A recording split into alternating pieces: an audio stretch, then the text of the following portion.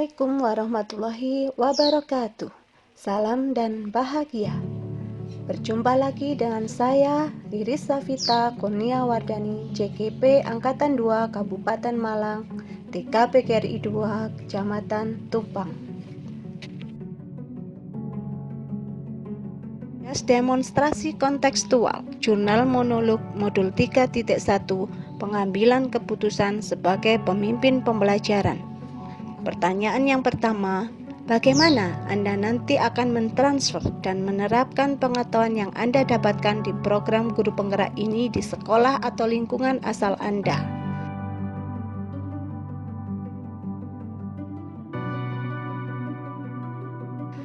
Pengambilan keputusan sangat penting bagi semua orang tak memandang usia. Karena sebagai makhluk hidup pasti mengalami permasalahan yang membutuhkan suatu keputusan yang benar tanpa merugikan pihak lain. Materi ini sangat penting bagi semua orang, khususnya bagi saya sebagai seorang pendidik yang harus mengambil keputusan tepat, agar dalam setiap keputusan membawa kebermaknaan bagi semua. Karena pengambilan keputusan sebagai pemimpin pembelajaran adalah sangat penting, maka materi ini harus kita transfer kepada siapapun yang membutuhkan, terutama kepada pihak sekolah, di antaranya kepala sekolah, guru, wali murid, dan anak didik, yaitu dengan cara A. Mensosialisasikan materi pengambilan keputusan sebagai pemimpin pembelajaran tentang 439 kepada kepala sekolah, guru melalui rapat intern TKPGRI 2 Tumpang dengan berkonsultasi dan berkoordinasi. B. Mensosialisasikan materi pengambilan keputusan sebagai pemimpin pembelajaran tentang 439 kepada wali murid melalui parenting. C. Sharing bersama komunitas praktisi tentang materi ini, berkonsultasi, berkoordinasi dalam setiap kasus yang penyelesaiannya menggunakan tahapan 439. Bagaimana menerapkan pengambilan keputusan? Yang A. Menerapkan hal-hal baik yang dimulai dari diri sendiri. B. Menerapkan pengambilan keputusan sesuai dengan kebutuhan belajar anak. C. Menerapkan pengambilan keputusan dengan meminimkan dampak negatif. Pertanyaan yang kedua, apa langkah-langkah awal yang Anda lakukan untuk memulai mengambil keputusan berdasarkan pemimpin pembelajaran? Langkah awal yaitu A.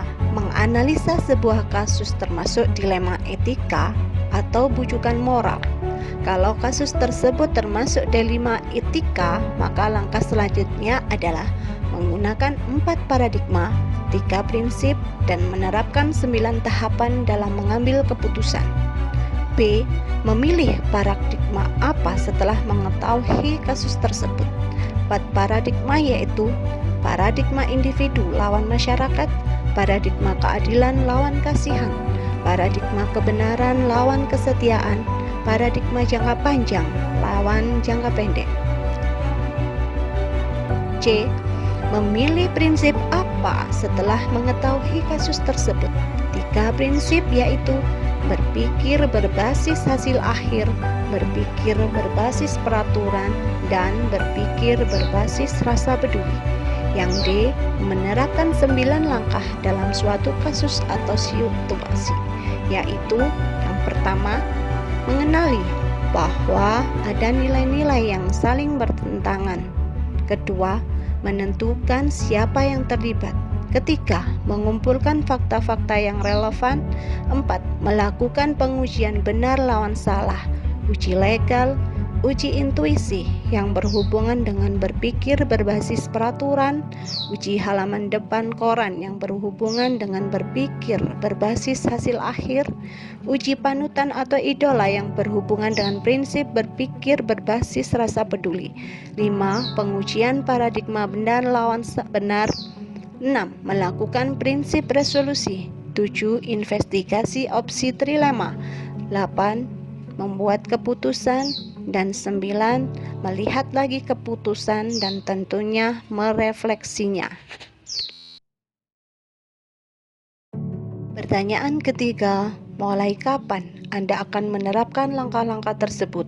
Hari ini, besok, minggu depan, hari apa. Catat rencana Anda sehingga Anda tidak lupa. Kapan saya menerapkan langkah pengambilan keputusan ini? Kalau untuk diri sendiri dimulai dari sekarang. Penerapan di lingkungan sekolah setelah melaksanakan sosialisasi materi ini kepada ekosistem sekolah.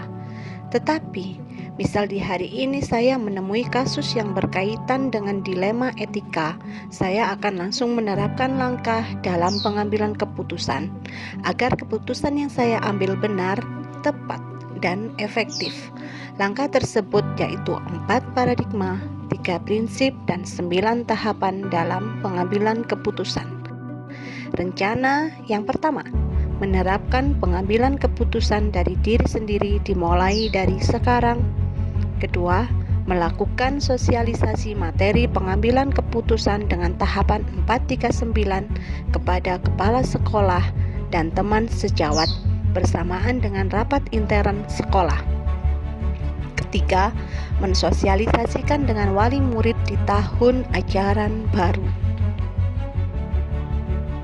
Pertanyaan keempat, siapa yang akan menjadi pendamping Anda dalam menjalankan pengambilan keputusan sebagai pemimpin pembelajaran? Seseorang yang akan menjadi teman diskusi Anda untuk menentukan apakah langkah-langkah yang Anda ambil telah tepat dan efektif. Ketika saya dihadapkan sebuah kasus dilema etika, saya akan menerapkan 439 dengan baik, yang tentunya dalam mengambil keputusan tersebut sendiri. Pendapat atau masukan dari teman sejawat sebagai pembanding untuk menguatkan keputusan yang sudah saya ambil, apakah sudah tepat ataukah ada diperbaikan. Menurut saya, teman diskusi atau pendamping dalam pengambilan keputusan melihat kondisi atau situasi kasus di mana terjadi. Misal, kasus yang terjadi di sekolah, maka pendampingnya adalah kepala sekolah, rekan sejawat, anak didik, orang tua atau wali murid, komite, dan pengawas. Di rumah, maka pendampingnya adalah suami ataupun anak. Di masyarakat, pendampingnya adalah yang terlibat dalam situasi atau kasus yang dihadapi. Demikian, terima kasih.